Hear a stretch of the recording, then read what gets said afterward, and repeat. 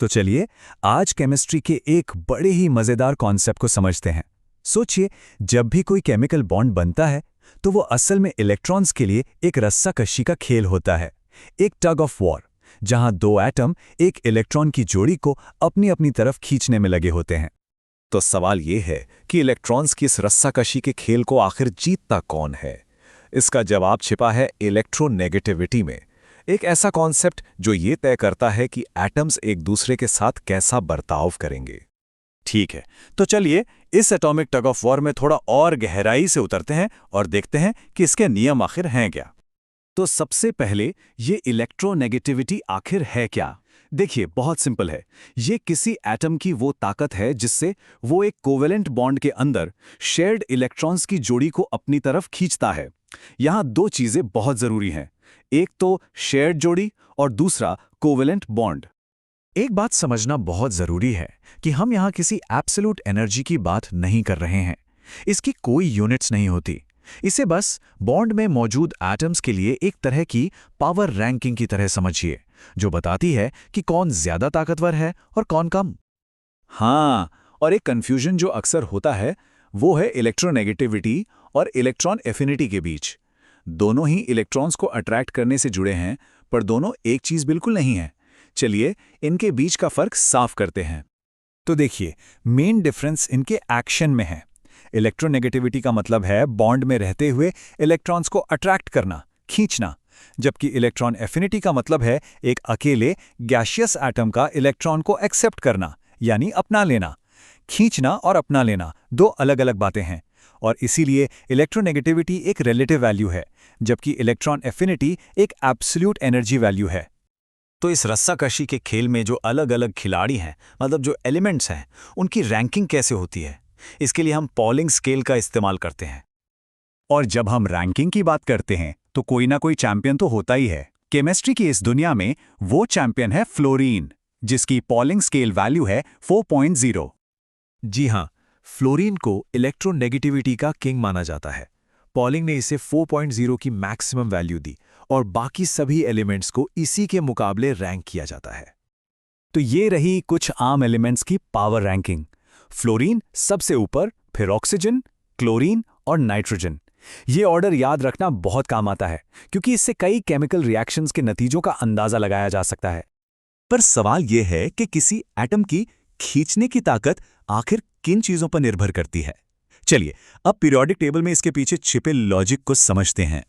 जब हम periodic table में लेफ्ट से राइट की तरफ जाते हैं तो इलेक्ट्रोनेगेटिविटी बढ़ती है।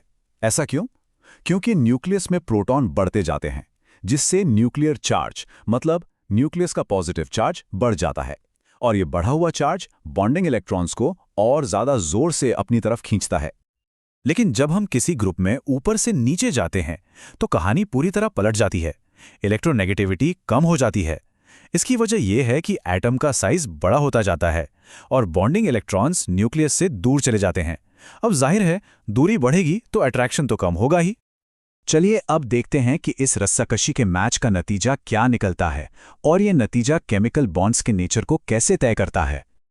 पहला नतीजा हो सकता है एक परफेक्ट टाई, मतलब जब दोनों एटम्स की ताकत लगभग बराबर हो तो इलेक्ट्रोनेगेटिविटी का अंतर करीब करीब 0 होता है। ऐसे में बनता है एक नॉन पोलर कोवैलेंट बॉन्ड, जहां इलेक्ट्रॉन्स की शेयरिंग एकदम बराबर होती है, जैसे कि Cl2 मॉलिक्यूल में होता है। दूसरा नतीजा, एक टीम को थोड़ी बढ़त मिल जाती है। जब एक एटम दूसरे से थोड़ा ज्यादा पावरफुल हो तो इलेक्ट्रॉन्स की शेयरिंग बराबर नहीं होती। इससे बनता है एक पोलर कोवैलेंट बॉन्ड, जिसमें पार्शियल पॉजिटिव और नेगेटिव चार्ज बन जाते हैं। इसका क्लासिक एग्जाम्पल है HCl। और तीसरा नतीजा, एक तरफा जीत। जब इलेक्ट्रोनेगेटिविटी का अंतर बहुत ही ज्यादा हो तो ज्यादा पावरफुल एटम इलेक्ट्रॉन की जोड़ी को पूरी तरह से अपनी तरफ खींच लेता है। मतलब यहां शेयरिंग नहीं होती, इलेक्ट्रॉन का पूरा ट्रांसफर हो जाता है और एक आयोनिक बॉन्ड बनता है। तो इस रस्साकशी को समझना इतना जरूरी क्यों है? वो इसलिए क्योंकि ये हमें किसी भी केमिकल के बर्ताव को प्रिडिक्ट करने में, मतलब उसका अनुमान लगाने में मदद करता है। चलिए एक बड़ा ही दिलचस्प सवाल देखते हैं। HF और HI में से ज्यादा स्ट्रॉन्ग एसिड कौन है? अगर आप सिर्फ इलेक्ट्रोनेगेटिविटी के बारे में सोचेंगे तो इसका जवाब शायद आपको हैरान कर दे। देखिए, HF में इलेक्ट्रोनेगेटिविटी का अंतर सबसे ज़्यादा है, इसलिए इसका बॉन्ड भी सबसे मजबूत होता है। वहीं HI में ये अंतर सबसे कम है, तो जाहिर है इसका बॉन्ड सबसे कमज़ोर है। और असली खेल यहीं पे है। किसी एसिड की ताकत इस बात से तय होती है कि वो कितनी आसानी से H+ आयन छोड़ सकता है। तो जिसका बॉन्ड जितना कमज़ोर होगा, H+ को छोड़ना उतना ही आसान होगा। इसीलिए इस पूरी सीरीज में HI सबसे स्ट्रॉन्ग एसिड है, HF नहीं। इलेक्ट्रोनेगेटिविटी से हम ये भी पता लगा सकते हैं कि कोई चीज़ एसिड की तरह काम करेगी या बेस की तरह। चलिए देखते हैं कैसे।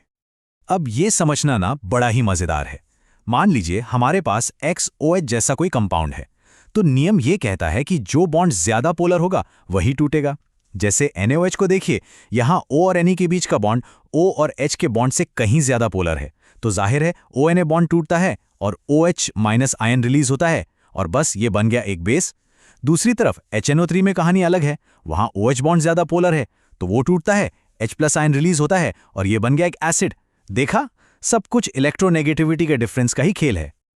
तो आखिर में एक सवाल, अगर बॉन्डिंग बराबर की साझेदारी से लेकर इलेक्ट्रॉन की पूरी चोरी तक का एक स्पेक्ट्रम है, तो हम असल में कोवेलेंट और आयनिक बॉन्ड के बीच की लाइन खींचते कहाँ हैं?